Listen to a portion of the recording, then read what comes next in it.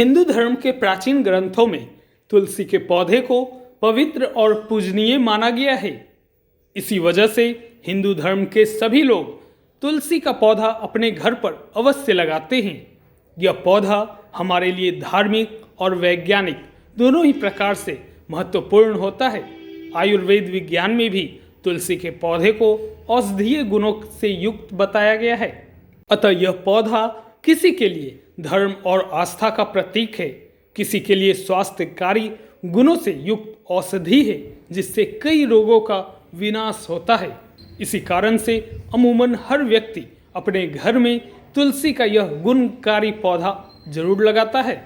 परंतु इस बारे में अक्सर लोगों की यह समस्या रहती है कि ये पौधा शीघ्र ही सूख जाता है।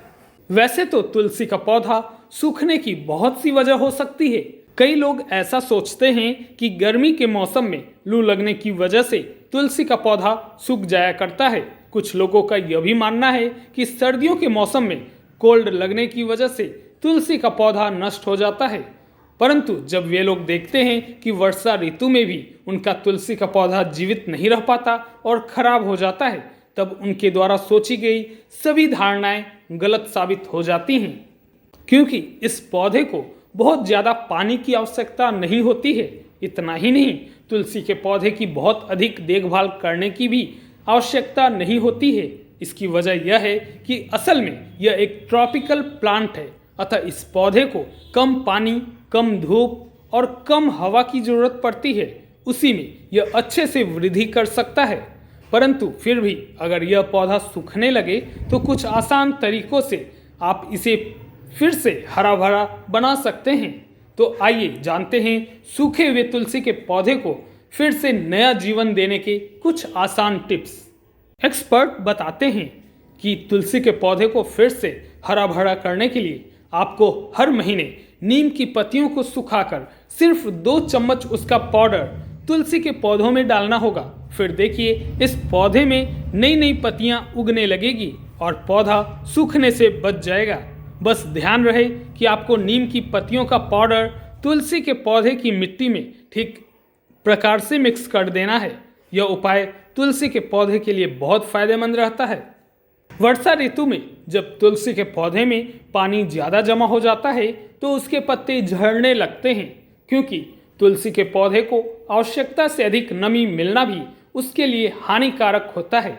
ऐसा होने पर पौधे की जड़ सांस नहीं ले सकती तथा कुछ ही समय में यह पौधा सूखने की स्थिति में पैदा हो जाती है। इस समस्या से निपटने के लिए आप तुलसी के पौधे से 15 सेंटीमीटर की दूरी पर उसकी मिट्टी को 20 सेंटीमीटर तक की गहराई पर खोदिए। अब आपको महसूस होगा कि इसकी मिट्टी में नमी है। जड़ों में नमी दिखाई देने पर उसमें सूखी मिट्टी और बालू भरिए। यह उपाय करने से पौधे की जड़ों को फिर से हवा मिलने लगेगी और वह श्वास ले पाएगी। ऐसा भी हो सकता है कि ज़्यादा नमी की वजह से तुलसी के पौधे में फंगल इन्फेक्शन हुआ हो।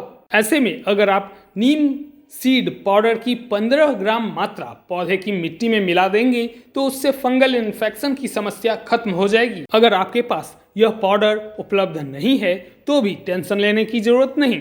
आपको बस इतना करना है कि अपने घर पर ही नीम की पत्तियों को पानी में उबालकर उसके पानी को ठंडा होने पर एक बोतल में भर लीजिए। फिर हर 15 दिन में एक बार पौधे की मिट्टी को खोदकर उसमें 2 चम्मच नीम का यह पानी डाल दीजिए। आपकी यह परेशानी भी दूर हो जाएगी।